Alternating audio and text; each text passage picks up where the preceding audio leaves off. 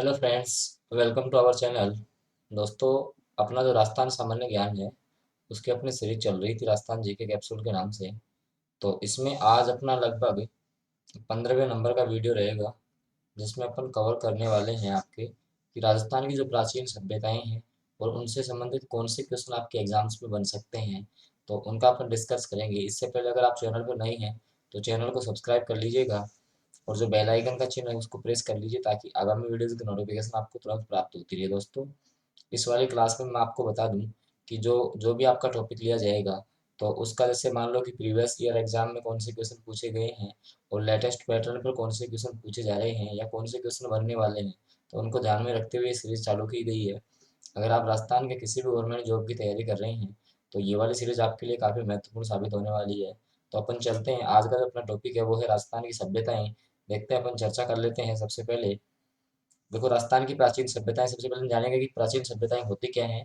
तो आपके जो पुरातत्ववेत्ता थे उनके अनुसार राजस्थान का इतिहास पूर्व पाषाण काल से प्रारंभ होता है और आज से करीब 1 लाख वर्ष पहले मनुष्य मुख्यतः बनास नदी के किनारे या अरावली के उस पार नदियों के किनारे निवास करता था। पहले क्या है कि जो मनुष्य था, जो आपका मनुष्य था, वो क्या है कि नदियों के किनारे या जैसे मान लो आपकी अरावली है उसके किनारे क्या है कि विचरण करते थे, निवास करते थे। वैसे यहाँ से कोई क्वेश्चन नहीं पूछा जाएगा, थोड़ी अपन पृष्ठभूमि तैयार करते हैं कि आदि मनुष्य अपने पत्थर के औजारों की मदद से भोजन की तलाश में एक स्थान से दूसरे स्थान पर जाते रहते थे। इन औजारों के कुछ नमूने, वही जैसे मान लो कि पहले मनुष्य हुआ करते थे या आदि मानव मान लो जो मनुष्य थे, ठीक है। तो वो कुछ जैसे मान लो कि कुछ उनके औजार थे जिससे वो शिकार करते थे या और कुछ करते थे।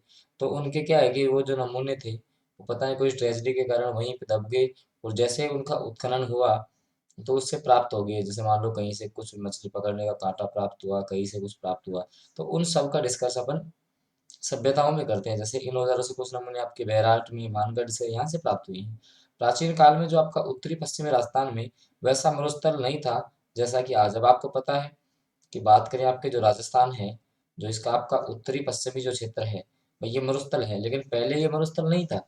इस क्षेत्र से होकर आपकी देखो, जो भी सरस्वती नदी थी, द्वस्ती नदी थी, जैसी विशाल नदियां हुआ करती थी। हालांकि सर जो गग्गर नदी वगैरह ये सब लोग उस पश्चिम से जाती थी, तो पहले ये मरुस्थल नहीं था। और फिर धीरे धीरे क्या है कि वहाँ पे जैसे खुदाई हुई तो हड़प्पा, मोहनजोदड़ो ये संस्कृतियां काफी प्राप्त हुई। तो अपन राजस्थान के संदर्भ में जानेंगे तो सबसे पहले अपन चलते हैं कि आपकी जो कालीबंगा सभ्यता है, कालीबंगा सभ्यता है, तो सबसे पहले कि कालीबंगा सभ्यता में कालीबंगा का जो अर्थ होता है वो होता है आपका काली चूड़ियाँ। क्या होता है? काली चूड़ियाँ। बार बार एग्जाम में पूछा जाने वाला क्वेश्चन है, कालीबंगा शब्द का शाब्दिक अर्थ क्या है। तो काली चूड़ियाँ करके आपको याद रखना है। कौन से जिले में है ये? तो आपके ये हनुमानगढ़ जिले में है। कौन से जिले में है? हनुमानगढ़ जिले में। इसके अलावा कौन सी नदी के किनारे है? तो आपकी जो सरस्वती नदी है उसके किनारे आपकी कालीबंगा सभ्यता स्थित है। इसके बाद देखिएगा, अब अपन इसके समय की जानकारी प्राप्त कर लेते हैं। तो 3000 ईसा पूर्व से 1750 ईसा पूर्व तक की है और राजस्थान की सबसे पुरानी सभ्यता है।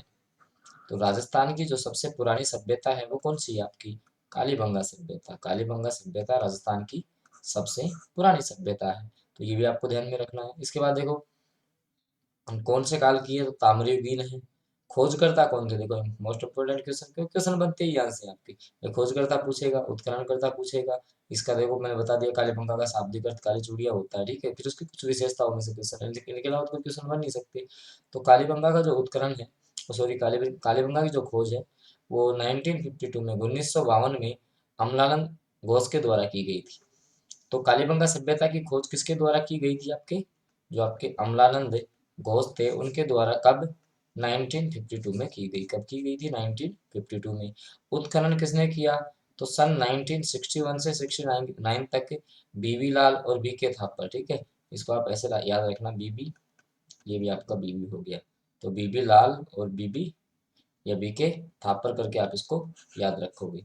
तो बीबी लाल और बी के थापर ने इसका उत्खनन करवाया था। इसका शाब्दिक अर्थ काली चूड़ियाँ हमने बता दिया। अब इसके देखो कुछ विशेषताएं, विशेषताओं में अपन इसकी मुख्य विशेषताएं याद करेंगे। जैसे मान लो कि आपका यूएसटीसी एग्जाम हो गया, पुलिस है, जिसमें मतलब कि आपका जीके मतलब कि ऊपरी लेवल से पूछा जाता है। उसमें जैसे मान लो कि मैक्सिमम बार क्वेश्चन पूछा गया है, आप इसको सर्च कर सकते हो।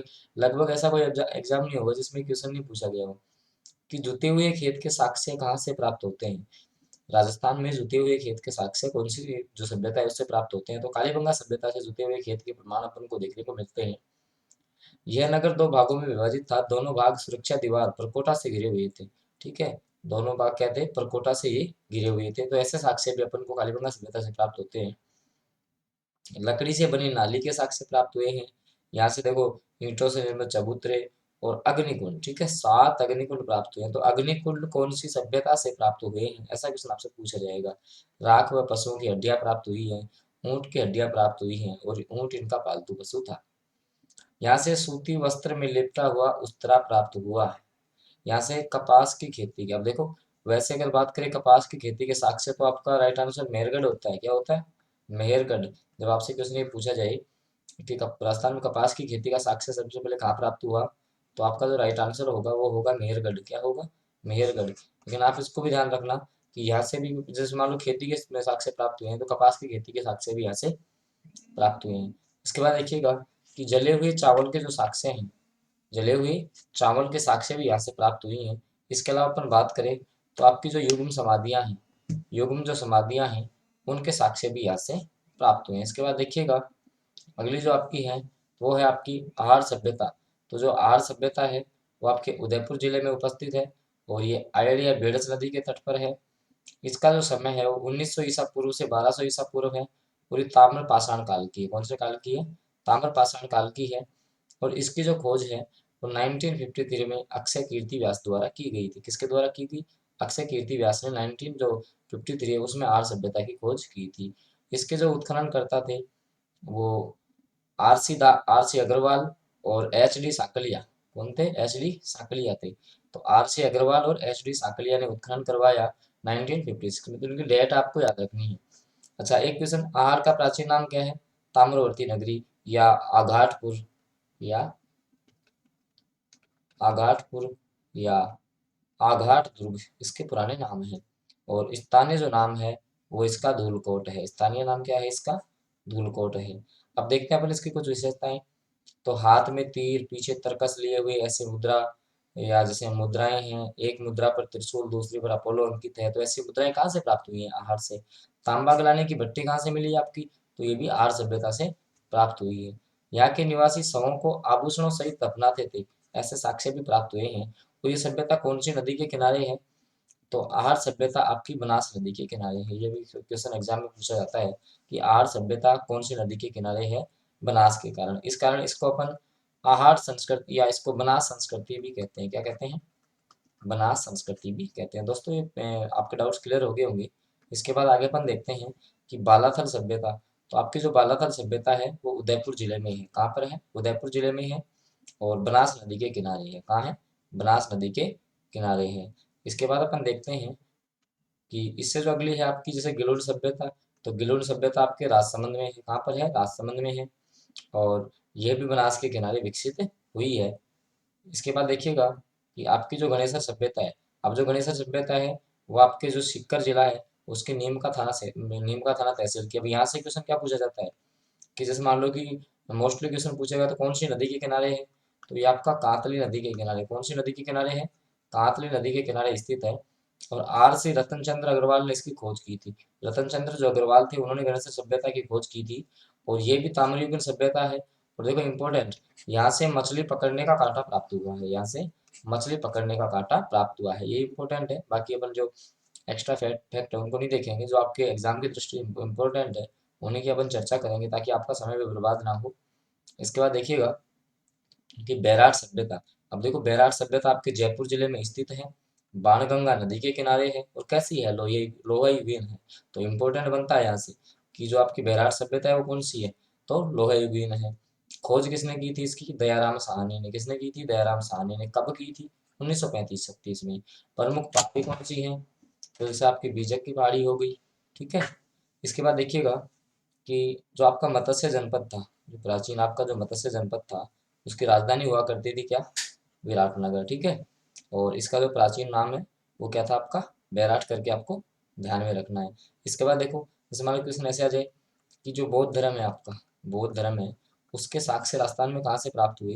तो आपको ये ध्यान रखना है इसकी जो आपकी बैराट सभ्यता है इसके आसपास आपको बौद्ध धर्म के साक्ष्य प्राप्त हुए। इसके अलावा जो आपकी मौर्य संस्कृति है, जो आपकी मौर्य संस्कृति है, उसके साक्ष्य कहाँ से प्राप्त हुए, तो वो भी यहीं से प्राप्त हुए। जैसे जिसमें आपका जो सम्राट अशोक है उसका भाब्रू शिलालेख हो गया, ये भी आपका बैरठ से प्राप्त हुआ है। और इस जो शिलालेख है, भाब्रू जो शिलालेख है, इसकी खोज किसने की थी, तो इसकी खोज कैप्टन बर्ट द्वारा की गई थी। किसके द्वारा की गई थी, कैप्टन बर्ट द्वारा इसकी खोज की गई थी। और जो आपका भाब्रू शिलालेख है वो फिलहाल में इसको जो कोलकाता संग्रहालय है उसमें रखा गया है। और इसकी जो भाषा थी वो प्राकृत भाषा थी, और लिपि इसकी ब्राह्मी लिपि थी, ठीक है। इसके बाद देखिएगा अगली जो अपनी है वो है सुनारी सभ्यता। तो आपकी अब इसमें यही क्वेश्चन पूछेगा आपसे कि सुनारी सभ्यता कहाँ है, झुंझुनू में है, ठीक है। किसके लिए प्रसिद्ध है, तांबा गलाने की भट्टियां यहाँ से मिली है। इसके बाद जो आपकी रेड सभ्यता है वो टोंक जिले में है। और आपको पता है कि टोंक को अपन क्या बोलते हैं, प्राचीन भारत का टाटानगर कहते हैं इसको। इसके बाद देखिएगा कि जो आपकी नलियासर सभ्यता है वो कौन से जिले से संबंधित है, जयपुर जिले से।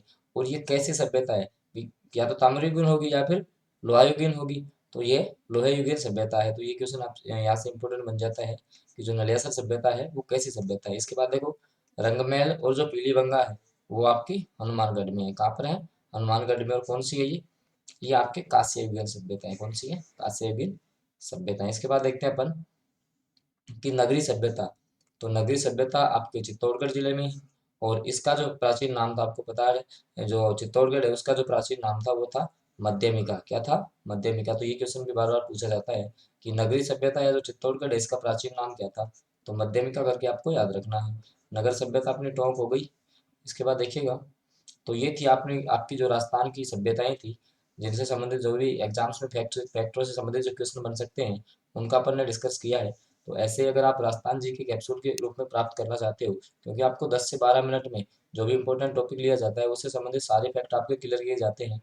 तो अगर वीडियो आपको अच्छा लगा हो तो इसको लाइक कर दीजिएगा, और हमारे साथ जुड़े रहने के लिए आप चैनल को सब्सक्राइब कर लीजिए, ताकि ऐसे ही वीडियोज आपको तुरंत प्राप्त होते रहे। तो ओके फ्रेंड्स, मिलते हैं नई अपडेट के साथ।